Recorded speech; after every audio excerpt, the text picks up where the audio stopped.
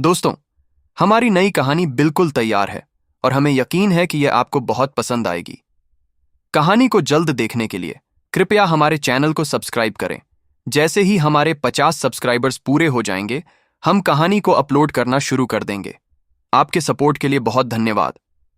तो चलिए इस एपिसोड की शुरुआत करते हैं। एपिसोड 10। लगभग 20 मिनट बीते होंगे कि यास्मीन अपने कमरे से निकली।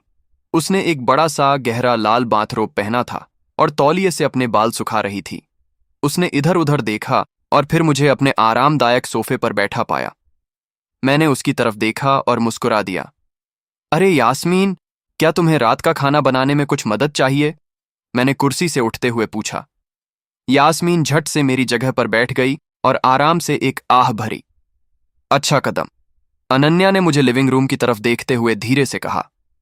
अरे यास्मीन, ये बाथरोब तो कमाल के हैं। तुम्हें ये कहाँ से मिले? ये मुझे मेरे 16वें जन्मदिन पर मिले थे। मेरे दादाजी ने मरने से थोड़ा पहले मुझे दिए थे, उसने थोड़ा दुखी होते हुए कहा। ओह, मुझे माफ करना, मुझे पता नहीं था। वैसे ये बाथरोब वाकई शानदार हैं। क्या ये बैंगनी रंग में भी आते हैं? अनन्या ने पूछा। हाँ, पर ये बाथरोब वेल्स की एक बहुत ही मशहूर दर्जी ने हाथों से बनाए हैं। मुझे लगता है कि इनकी कीमत लगभग 1000 से $2000 के बीच होगी, यास्मीन ने जवाब दिया। वाह, अच्छा, चलो खाना खाते हैं। रात का खाना तैयार है, अनन्या ने जीत के अंदाज में अपना खाना लाते हुए कहा। जैसे ही वह मेरे पास से गुजरी, उसने मुझे एक अजीब सी नजरों से देखा, फिर यास्मीन की ओर। मुझे इशारा समझ आ गया और मैंने तुरंत अपने लिए खाना परोसना शुरू कर दिया। मैंने ध्यान रखा कि कहीं ज्यादा ना हो जाए और जितना हो सका उतना अच्छा बनाने की कोशिश की। मैं प्लेट यास्मीन के पास ले गया और कहा, ये लो, उम्मीद है तुम्हें पसंद आएगा।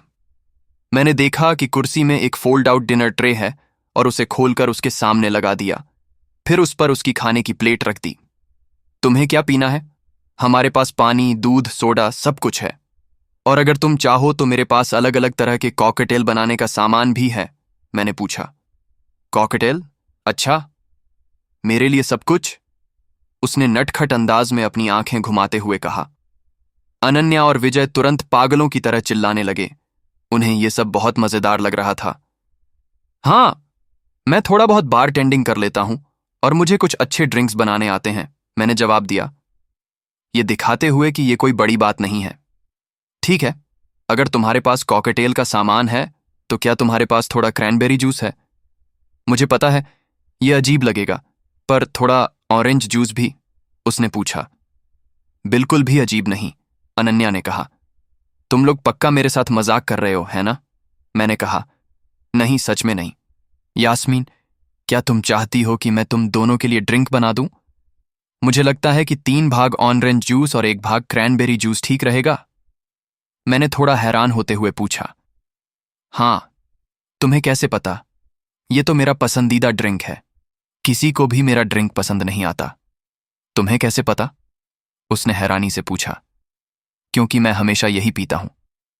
अनन्या सोचती है कि यह अजीब है, मैंने कहा। खैर, मुझे लगता है कि अब मैं नहीं सोचती। या तो वो अजीब है या तुम दोनों, अनन्या बड़बड़ाई। मैं किचन में गया और 2 गिलास ड्रिंक मिलाकर लाया जो मैं सालों से पी रहा था और एक उसे दे दिया। फिर मैंने अपने लिए भी खाना निकाला और हम सब खाने लगे। खाना खाते वक्त हमने इधर उधर की बातें की और एक दूसरे को जानने की कोशिश की और ये सब काफी अच्छा लग रहा था। मैं नहीं चाहता था कि ये सब खत्म हो, क्योंकि मैं उस लड़की के बारे में बहुत कुछ जान रहा था और धीरे धीरे उसकी तरफ आकर्षित हो रहा था। पर मुझे पता था कि अब मुद्दे की बात करनी होगी, सिस्टम के बारे में बताना होगा। मैं उठा, उसकी खाली प्लेट लेकर विजय और अनन्या के साथ किचन में गया और जल्दी से उसे धोकर सिंक में रख दिया। अनन्या और मेरे बीच ये समझौता था कि वो सारे बर्तन धोएगी, पर हम पहले उन्हें साफ कर देते थे। उसे बर्तनों से चिपके खाने को साफ करना बिल्कुल पसंद नहीं था, इसलिए हम उसकी मदद करते थे। जब तक मैं लौटता हूं, क्या किसी को कुछ और पीने को चाहिए? मैंने किचन से ही पूछा। मुझे नहीं, शुक्रिया की आवाजें सुनाई दी, तो मैं वापस लिविंग रूम में जाकर सोफे पर बैठ गया। ठीक है, तो अब यास्मीन को बताने का वक्त आ गया है कि ये सब क्या हो रहा है और क्यों, मैंने कहना शुरू किया। और फिर मैंने उसे अपने ऑफिस के बारे में सिरदर्द के बारे में और जो कुछ भी हुआ था वो सब बताया। मैंने आज सुबह उठने से लेकर उससे मिलने तक की सारी बातें बताईं। जब तक मेरी बात खत्म हुई, यास्मीन वहीं बैठी सब कुछ सुन रही थी, उसे समझने की कोशिश कर रही थी। मैं कसम खा सकता हूं कि मैंने जो भी कहा है वो बिल्कुल सच है। मुझे नहीं पता कि मुझे सिस्टम शुरू करने के लिए क्यों चुना गया या कैसे, पर सच कहूं तो मुझे भी ये सब जानवरों वाली बातें पसंद नहीं आ रही हैं। अगर मुझे नहीं चुना जाता तो किसी और को चुना जाता, और हो सकता है कि वो मुझसे भी बुरा करते। मुझे लगता है कि ये सब इतनी जल्दी इसलिए हो रहा है क्योंकि मैंने बहुत कम समय में कई बदलाव कर लिए हैं। इसलिए मैं अब कोई बदलाव करने से पहले थोड़ा इंतजार करने वाला हूं। अनन्या, जब तुम ध्यान लगाती हो तो क्या तुम्हें अपने दिमाग में एक खाली ग्लोब जैसा कुछ दिखाई देता है जिससे तुम्हें पता चलता है कि तुम किसी को सिस्टम से जोड़ सकती हो? मैंने पूछा, क्योंकि मैंने एक नया व्यक्ति जोड़ने से पहले 1 हफ्ते का टाइमर लगा दिया था। अनन्या ने कहा, हाँ, मुझे दिखाई देता है। मुझे लगता है कि मैं किसी को सिस्टम में एक्सेस दे सकती हूं। मैंने कहा, पर मुझे लगा था कि तुमने बदलाव किया है जिससे मुझे 1 हफ्ते तक इंतजार करना पड़ेगा। हाँ, पर मैंने वो बदलाव तब तक नहीं किया था जब तक तुमने अपना बदलाव नहीं कर लिया था, इसलिए शायद तुम रडार से बच गई। अब यास्मीन की बारी थी। हाँ, मुझे सिस्टम चाहिए। मैंने सवाल शुरू भी नहीं किया था कि यास्मीन बीच में बोल पड़ी। माफ करना, पर यह सब बहुत ही अद्भुत है। तुमने मुझे अपनी 1 महीने पहले की फोटो दिखाई थी और अब तुम लोगों को देख रही हूं। ये तो कमाल है। मेरी बॉडी में चोट या ऐसा कुछ भी नहीं है, पर मैं ये जानने के लिए बहुत उत्सुक हूं कि मैं किन बदलावों से गुजरूंगी। और मैं ये भी देखना चाहती हूं कि मेरे पुराने जिम्नास्टिक और बाकी चीजों के अनुभव से मुझे क्या मिलेगा। और वो ऊर्जा विस्फोट वाली चीज तो बिल्कुल एनीमे जैसी थी और मैं उसे सीखना चाहती हूं, यास्मीन ने जल्दी जल्दी और उत्साहित होते हुए कहा। हे भगवान, अब हम 2 हो गए, विजय ने कहा। हमने क्या कर दिया? अनन्या ने मजाकिया लहजे में पूछा। मैंने अनन्या से पूछा, अनन्या, क्या तुम यास्मीन को सिस्टम में शामिल करने के लिए तैयार हो? मेरे चेहरे पर प्रार्थना वाला भाव था। मुझे लगता है कि इसके बाद हम चारों को एक समझौता करना चाहिए ताकि हम सभी एक साथ रहें और एक दूसरे के प्रति वफादार रहें। आगे से हम जिस किसी को भी सिस्टम में शामिल करेंगे उसे भी ऐसी ही शपथ लेनी होगी ताकि हमें धोखे का डर न रहे।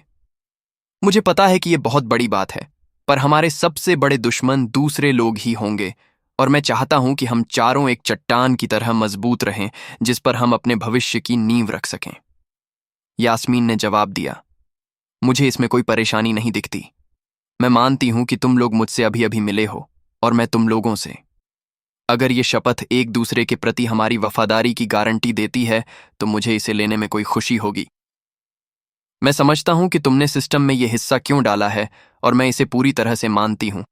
अगर मैं वही वफादारी की शपथ लेने को तैयार न हूं जो तुम लोग ले रहे हो तो ये पाखंडी होगा।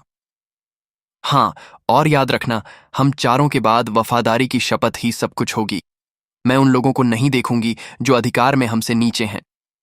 मुझे पता है कि यह कठोर लगता है, पर मुझे इस नए समाज में कमेटियां और राजनीति नहीं चाहिए जो मैं चाहता हूं कि बने।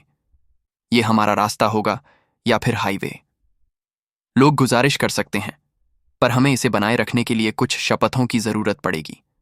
मैं उन लोगों की रक्षा करने और उन्हें मजबूत बनाने में मदद करने की योजना बना रहा हूं जो हमारे साथ जुड़ते हैं, पर मैं फिर से स्प्रेडशीट में सिर्फ एक और नंबर नहीं बनना चाहता। मैं ऐसा नहीं करूंगा। मैंने वो भाषण नहीं सोचा था, पर यह साफ था कि ये मेरे दिमाग में था क्योंकि सिस्टम पहली बार सामने आया था। देखो, हम निष्पक्ष रहेंगे, हम न्याय संगत रहेंगे, पर हम कमजोर नहीं होंगे और हम उन्हें नहीं लेने देंगे जो सोचते हैं कि वो बेहतर कर सकते हैं। अगर वो ऐसा करना चाहते हैं तो वो सिस्टम पाने के लिए अपनी बारी का इंतजार कर सकते हैं और अपना समुदाय बना सकते हैं। मुझे लगता है कि सरकार जल्द ही गिरने वाली है। हमने जो तकनीक बनाई है वो पूरी दुनिया में हो रहे बदलावों की वजह से बंद होने वाली है। नई सरकारें बनेंगी, पर अभी मैं कहता हूं कि दूसरी ताकतें बनने से पहले हमें जितना हो सके भर्ती करनी चाहिए, निर्माण करना चाहिए और जमीन हथियानी चाहिए। तुम लोग क्या सोचते हो?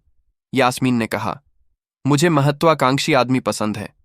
फिर उसे तुरंत एहसास हुआ कि उसने क्या कह दिया और वो शर्मा गई। तुम जानते हो कि मेरा क्या मतलब है? अनन्या ने पूछा। वाह स्टीव, मुझे पता है कि तुम अपने डंगो एनन और ड्रैगन गेम में भव्यता के विचारों की तरफ जाते हो, पर तुम्हें अपने दिमाग में एक गेम सिस्टम के साथ 24 घंटे हुए हैं और तुम दुनिया पर कब्जा करना चाहते हो। क्या तुम्हें यकीन है कि अभी भी तुम ही बोल रहे हो और तुम्हारे दिमाग में कोई सिस्टम नहीं है? विजय ने कहा, नहीं, ये सब स्टीव ही है। मैं इन्हें बहुत समय से जानता हूं और ये पूरी दुनिया की सरकारों के काम करने के तरीके से तंग आ चुके हैं। अब वो चीजें बदलने का एक असली मौका देख रहा है और वो इसमें कूद पड़ा है। मुझे नहीं पता कि वो सफल होगा या नहीं, पर मैं साथ हूं, हमेशा की तरह मेरा साथ देते हुए, चाहे हम किसी भी हालत में हों। मैंने कहा, चिंता मत करो, मुझे जमीन से जोड़े रखने के लिए मुझे तुम तीनों पर पूरा भरोसा है। तभी अनन्या के शरीर से धीरे धीरे एक गहरा हरा पसीना निकलने लगा। इससे पहले कि तुम बेहोश हो जाओ, शावर चालू कर लो और उसे गुनगुने तापमान पर सेट कर लेना। उसके लिए शॉवर चालू करने के बाद विजय और मैं बाहर चले गए। मैं डरा हुआ था कि पहली बार मुझे ऐसा लग रहा था कि मैं किसी की तरफ आकर्षित हो रहा हूं और वो मुझ पर मरने वाली है। मेरा तनाव देखकर विजय ने मेरे कंधे पर हाथ रखा। चिंता मत करो यार, मेरा बदलाव तो अन्य के हिसाब से बहुत बुरा था, बस फर्क इतना है कि वो तुरंत बेहोश हो गई। याद है उसने जिम्नास्टिक का जिक्र कैसे किया था? विजय ने पूछा। हाँ, तो? मैंने कहा। खैर, लंबे समय तक ऐसा कुछ करने से पैर टखने और पैरों में हल्की हड्डी की क्षति होती है। शायद वो दर्द की वजह से बेहोश हो गई, विजय ने सलाह दी। मैंने थोड़ा मजाक करते हुए कहा, यार, मुझे तो ऐसा लग रहा है जैसे हम अंधेरे युग में हैं और ये जानने का इंतजार कर रहे हैं कि हमारी पत्नी प्रसव से बचेगी या नहीं और बच्चा लड़का होगा या लड़की। सही कह रहे हो। बियर पीते हैं अब? विजय ने पूछा। मैंने जवाब दिया, हम? व्हिस्की चलेगी? विजय ने कहा, हाँ, सही रहेगा, और हम किचन की ओर चल दिए।